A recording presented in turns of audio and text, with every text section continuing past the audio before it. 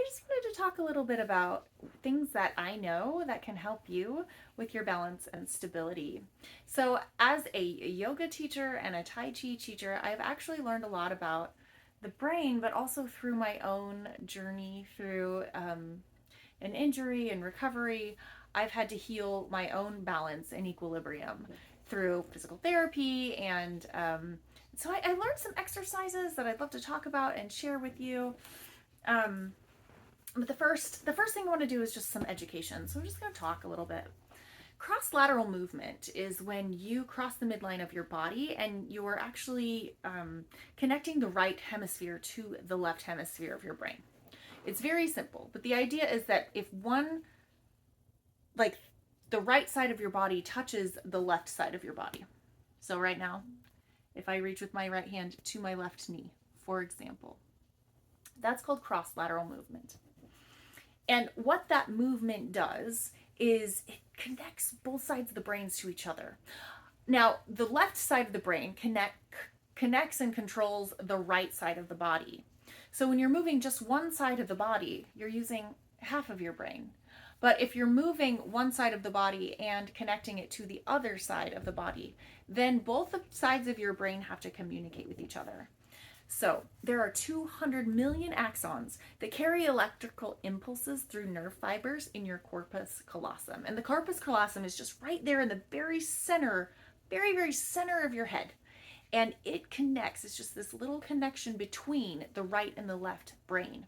And so when you do this cross lateral movement, it actually strengthens that connection between the hemispheres of the brain. It's great for your visual perception. It's great for speech and memory and attention. And it's great for coordination of movement. So cross lateral movement really helps you to be better coordinated. Because think about it, you're actually connecting the right side of your body to the left side of your body, and you're able to coordinate better the movements of each side and how they relate to each other through the center of your brain. So how do we do this? We cross the midline of the body. So what kind of movements can you do that cross your midline? It's simple. Like the midline is just this middle that goes through your nose, your chin, your belly button. Anything that you do that reaches across that midline with any part of your body is going to be cross lateral movement. So it's as simple as just reaching across to the diagonal. Like that. Or when you're standing, perhaps like a curtsy where you tuck one foot behind the other, right? So you're crossing your right foot behind your left foot. That's crossing the midline of the body. Or like a simple dance step, the grapevine move, where you're stepping and crossing your legs kind of behind each other and crossing back and forth. That's crossing the midline.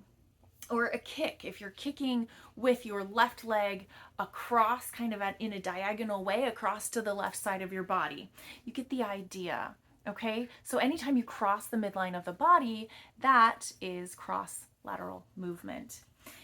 The other thing that it can include is something like touching the opposite side of your body. So like right elbow to left knee, or just tapping on the opposite shoulder, or reaching for your opposite ear.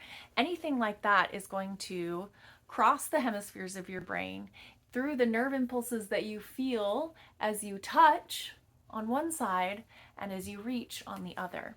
So that's the first principle I wanted to cover. And then the next thing I wanted to talk about is the vestibular system. Vestibular system is what helps us understand like where we are in space. It controls balance and equilibrium. And there are some things in the ears related to that, like that actually kind of balance the fluid inside your ear and help you understand where you are in space. But what I want to talk about is what you have visually and tactilely. So like your hands connect through what you see through eye-hand coordination. And your vestibular system is what kind of maps that out.